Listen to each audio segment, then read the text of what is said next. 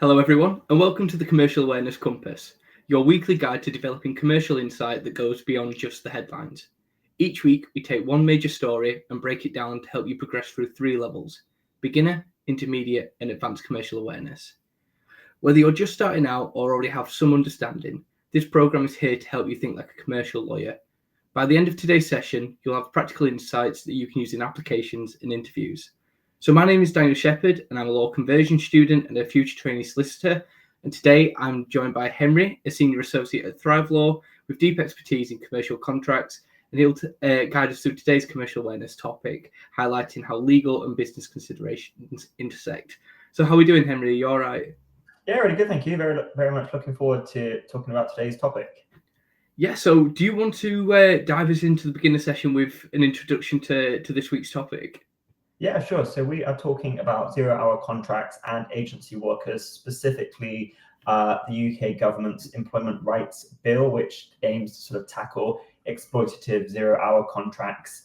And it's now announced that it's going to extend these protections that are under the bill to agency workers, kind of ensuring that they have the right to a contract reflecting the regular hours that they may be given, and this is going to be done on a 12-week sort of reference period.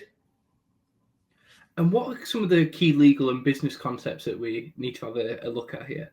Yeah, so I think at the beginning stage, it's probably quite useful to kind of get an understanding on a basic level of what an agency worker is and how we actually deem what somebody's sort of employment status is.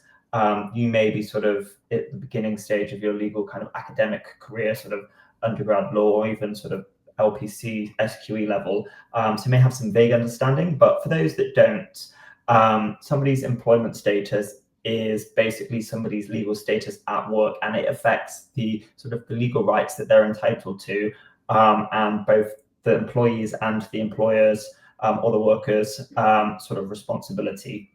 And what we can see under the relevant sort of employment rights legislation is that there are three key basically descriptions for types of employment, we'll just go with employment for now. And effectively, you could either be an employee, which is the most traditional, most common sort of status that you can have. We have a worker, or we have an individual who is self-employed. And I think the key difference is around these three levels of status is an individual's kind of rights that they have, with an employee having the most comprehensive sets of rights. And what the employment legislation does is it kind of says that in order to determine what somebody's employment status is, that there are a whole host of different factors that can be taken into consideration, such as the level of control that an employer has over that individual person, how integral they are to the role, whether or not they have like an employment contract, which kind of sets out particular state sort of employment particulars, and all that good stuff. So I think we're focusing specifically on agency workers, and some of you may be kind of doing agency work alongside of your studies, and you might be on zero-hour contracts, so this could be quite interesting for you. But effectively, an agency worker is usually an individual with a contract with an agency. So they're not employed by sort of the end third party. You're contracted to an agency, and that agency basically puts you out and places you in sort of short-term work to what we kind of call the end hirer. And this is kind of like generally sort of temp work. You're doing this, and then you move around quite frequently. And we touched on the topic of a zero-hour contract. Whilst it may be self-explanatory, what is a zero-hour contract? It's effectively a contract where an individual has no guaranteed hours, and they agree to potentially be available for work, which for a lot of people, like students, these are great because they allow you great flexibility. You don't have to work if you don't want to, but if there's particularly something's coming up, I don't know, for example, Christmas, and you want a bit of extra money, then you can just do lots of sort of agency temp work. It's also really good for the end hirer in a sense that you don't have to employ somebody, so you don't have the cost of that. You also then don't have the risk of your employees having specific rights. You kind of get to the 2-year mark, you get even sort of better rights as an employee, and you just have that level of flexibility around that. But whilst that's great to an extent, this government bill is kind of seeking to kind of add extra protection for the kind of the individual who may be sort of working as an agency worker on one of these 0-hour contracts. And as we kind of round out the beginner level of this, what might be some common misconceptions people have about this topic? I think some of the common misconceptions is, even if we go back to the beginning around sort of how we label individuals in terms of their work status, the word worker and employee is sometimes interchangeably used, but of course they have complete different meanings under the legislation, and that obviously then has sort of legal implications in terms of what claims can you bring if an employer treats you unfairly, or if you're sort of wrongfully dismissed. And the various rights that you can use as an employee is vastly different to that of a worker.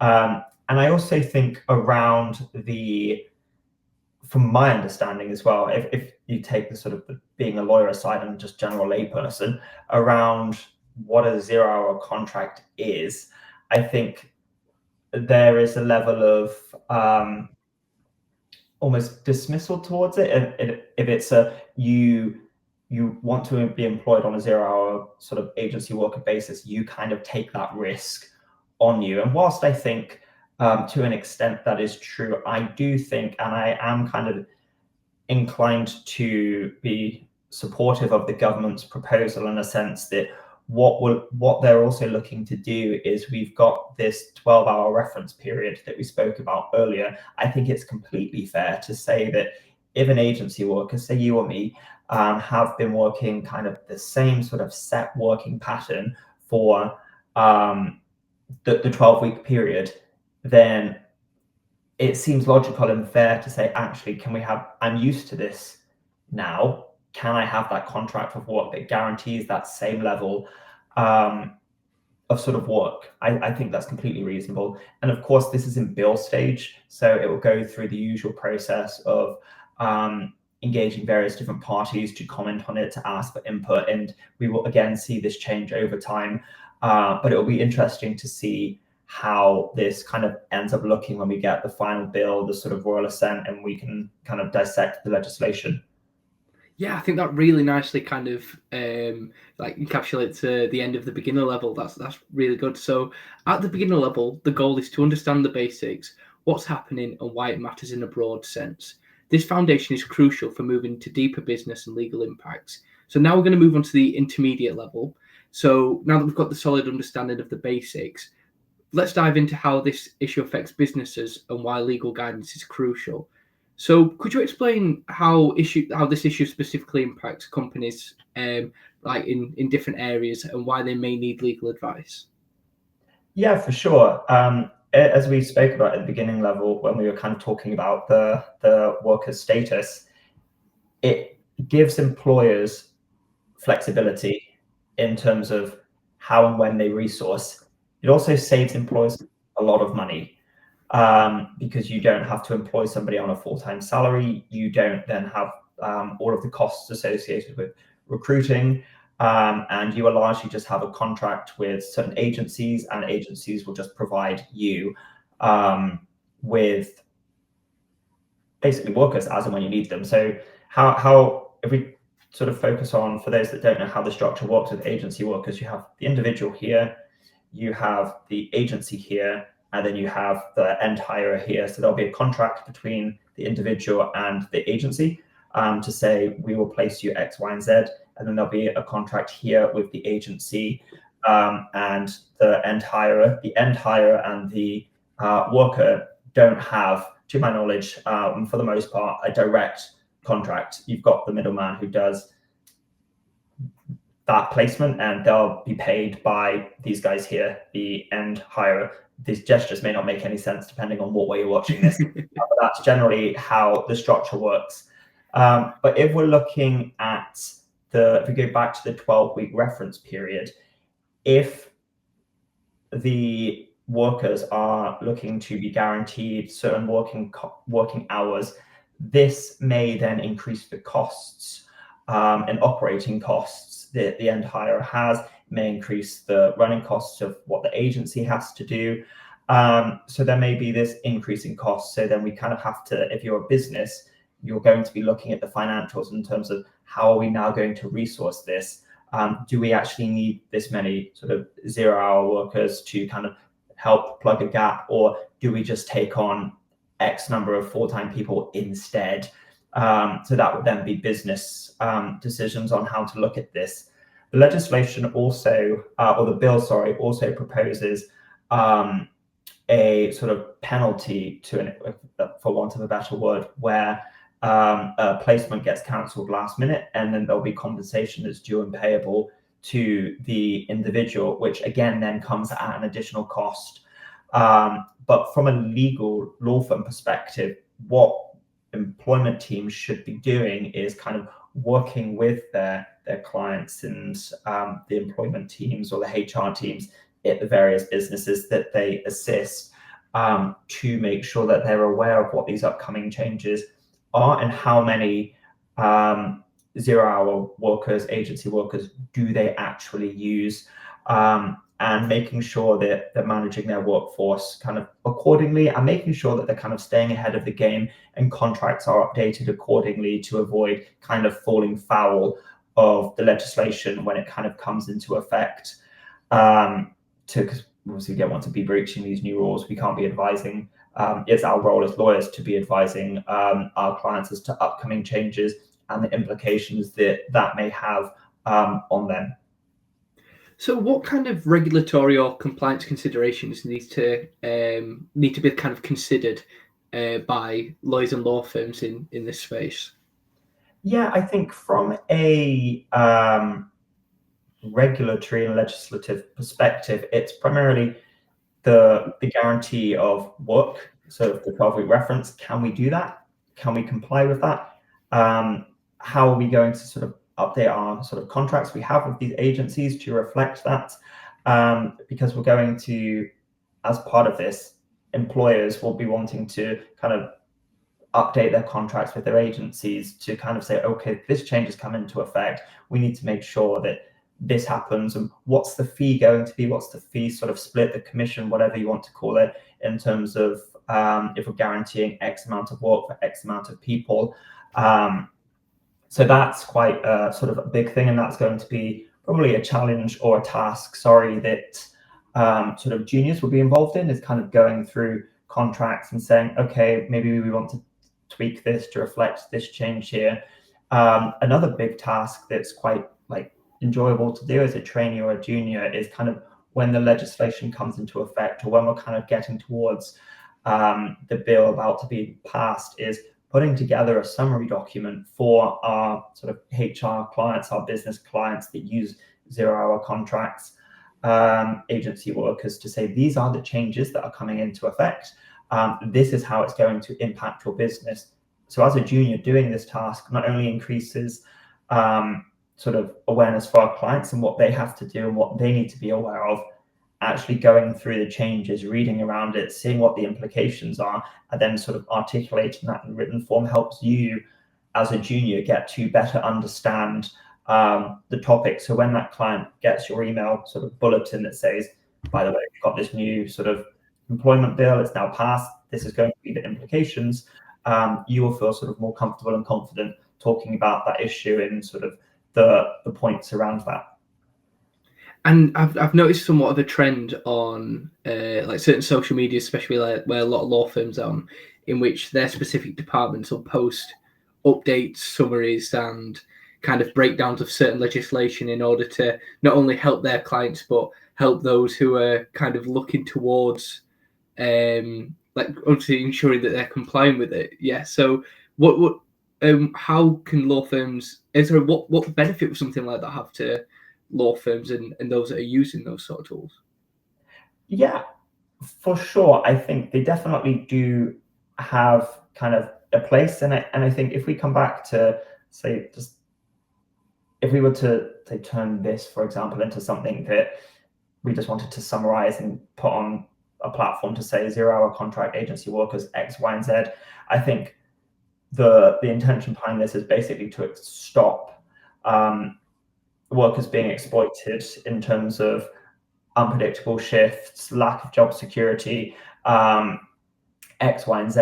And the intention is to kind of create more financial security for them and offering more stability. And I think going back to the point you mentioned, Ari, the sort of the firms using sort of social media to create legal updates. Yeah, we're seeing loads of firms do it in terms of, here's a topic. I think Hogan Lovells are a really good account to follow in terms of the content it posts around sort of legal updates. I think Shoesmiths is another great example of a firm that provides legal updates on. I know Shoesmiths are great on the written. I used to work in-house, and when I was in-house, Shoesmiths were one of the firms, the organization's panel firms, and they would send a very detailed and very useful sort of almost like commercial awareness guide of upcoming changes and implications and how that would affect different parts of the business. So as a trainee, again, that will be a role that you will definitely be involved in, and it's a really good way to kind of understand the department that you're in, if that's employment, if that's IP, if that's corporate, whatever it looks like. That is something that firms do put together and do send out to all of their clients.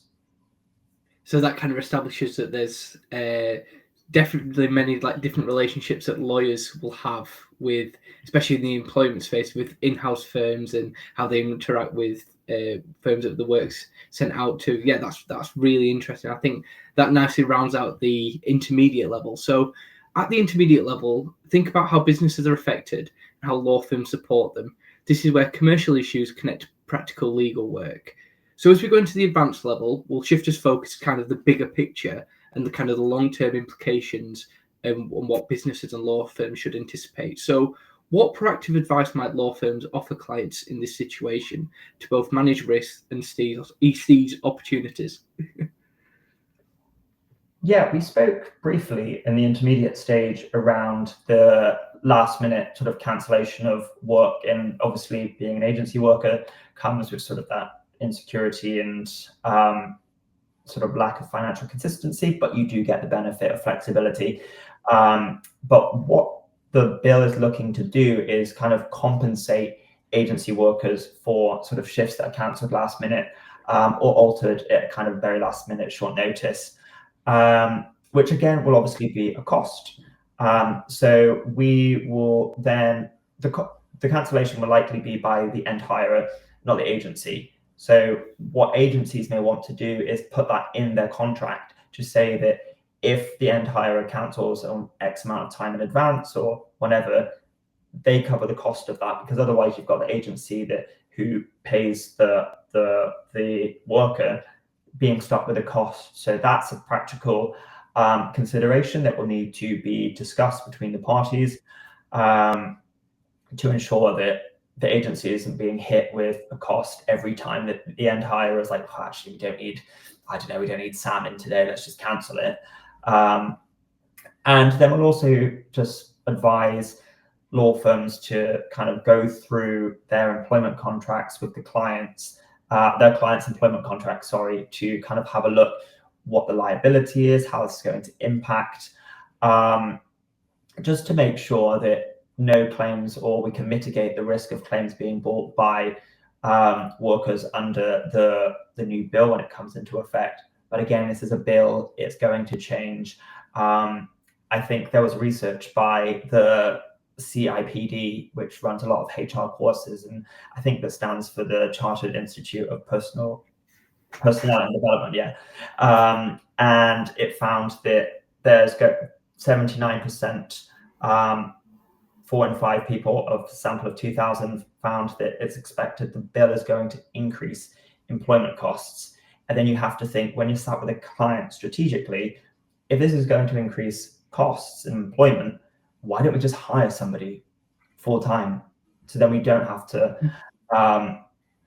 worry about this potential risk. But again, it depends on the nature of the business, because not every business is suited to sort of a stream of sort of full-time staff, if you take bar work, if you take seasonal work, that lends itself to sort of agency temp work. And people don't necessarily want full-time jobs. People do just want to work on a temporary basis. So something needs to be sort of considered in that regard. And then we've got managing sort of operational flexibility, which we spoke around, which flexibility benefits the end hirer just as much as it benefits the worker themselves. But also we want to make sure that we're compliant, because we don't want to fulfill the regulations and the legislation, but we also want to maintain kind of good reputational management, and that we have a good reputation, because you don't want to be the employer or the agency that is seen to be exploiting zero-hour workers, is treating agency staff bad, because then you're not going to get all the big agencies place for you. You're not going to get temp workers want to work for you. So that's something else that strategically clients should be talking about with their lawyers. And as we're kind of looking for the kind of look like being forward thinking about that law firms need to be for these sort of cases, what could some of the potential unintended consequences be for businesses that they should be aware of? I think on the unintentional side of things, you can't necessarily, it comes back to the point around, if we're going to cancel last minute, you don't always know what's going to happen. So I think on that point, we want to be making sure that we're strategically and forward planning in terms of managing personnel, because otherwise we get hit with a cost every time we cancel on somebody, and then that can then add up, because generally agency workers, there's kind of like a markup on their costs, for example, in terms of how much they're getting paid is slightly inflated, because that then takes into account of the risk that they also take on, and that they're largely being paid a day rate. So we want to make sure that we're not falling foul of that. And then there's also the risk of, we spoke at the very, very beginning around employment status. Employment status can change. So you could be a worker, and you could become an employee. And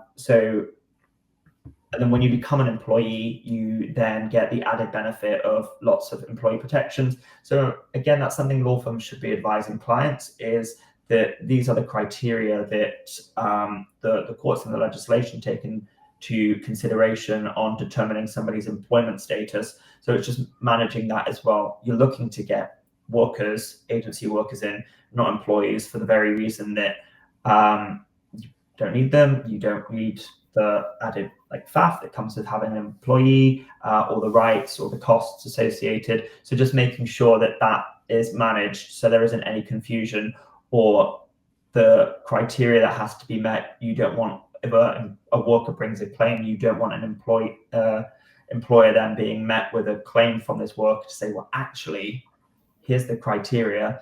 I think that I fit within the employee status, not a worker.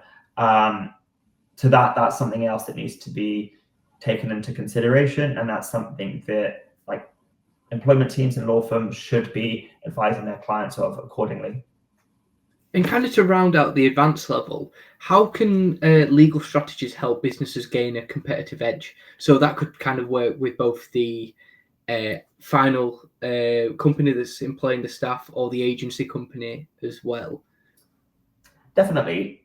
It comes back to for us as lawyers, making sure that we're working with our clients to ensure that sort of strategic advice is being given to them. It's not just the generic X, Y, and Z. Is what is the business that they're operating? What's the sector that they're operating in?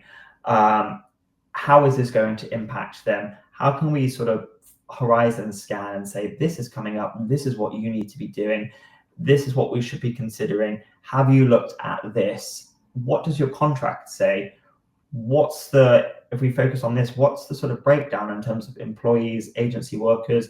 How does this sit? What are the costs involved in this? And kind of just thinking more around the business. So you've got the law, which kind of just sits on top, but commercially, what are they actually doing?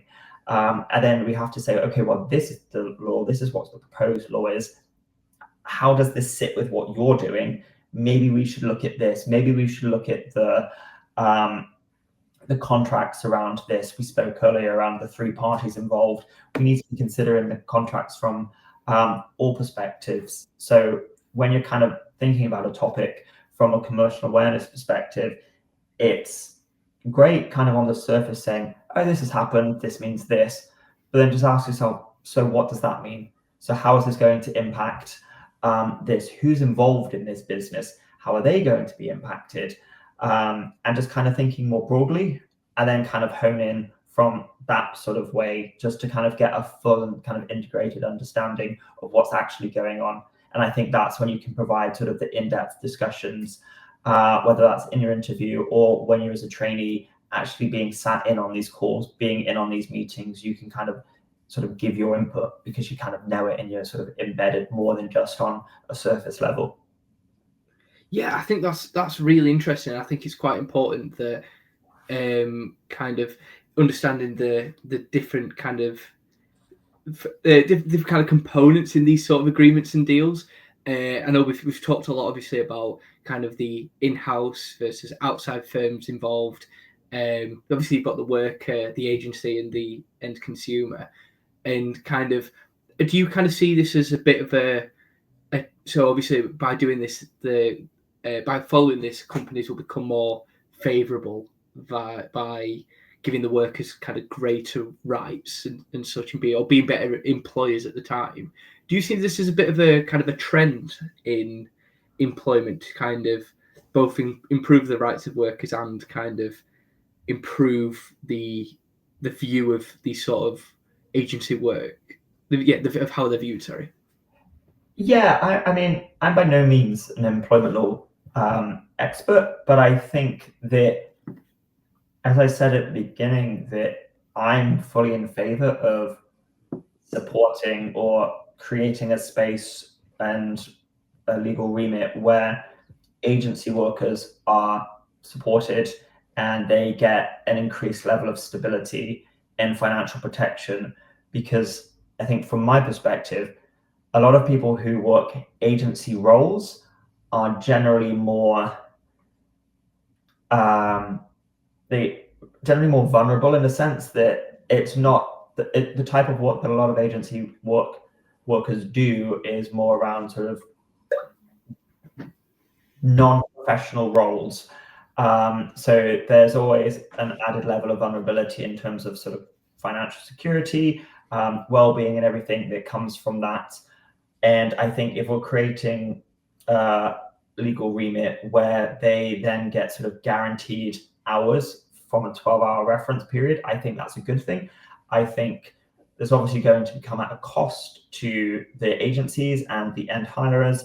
I think also imposing a compensation payable scheme or rule, regulation, whatever you want to call it, law, where sort of the workers get compensated for their last minute sort of shift cancellations, again, I think is a good thing. And I think the government is right to kind of hone in and focus on the 0-hour sort of exploitative contracts, because whilst they're good in some certain circumstances, students, for example, who only are in a certain city for a certain period of time before going home for Christmas, for summer, whatever it may be, there is a real risk. And I think it's going to be interesting again to kind of follow this story, see how it goes, and then see what the sort of end legislation looks like, and see how the various groups and sort of the lobbyists and the various parties involved who are asked for feedback on it would be great. Which again, it's then the role for us as lawyers, for our clients, to kind of monitor future updates and the regulatory guidance to make sure that our clients and their HR teams at our clients are kind of informed and kind of aware of their regulatory obligations. Yeah, that nicely kind of brings us out of the advanced level. So the advanced level is about thinking like a commercial advisor, anticipating future challenges and helping clients position themselves advantageously. So thank you so much for joining me today, Henry, and thank you to those that are viewing for joining today's Commercial Awareness Compass. Remember, being commercially aware isn't just about following the news. It's about understanding how these developments shape business decisions and legal strategies. Whether you're just starting or thinking like a commercial advisor, always ask, how does this impact clients and what can a law firm do to help? Join us next week to keep building your commercial awareness. And until then, prepare without the panic. Thank you. Cheers.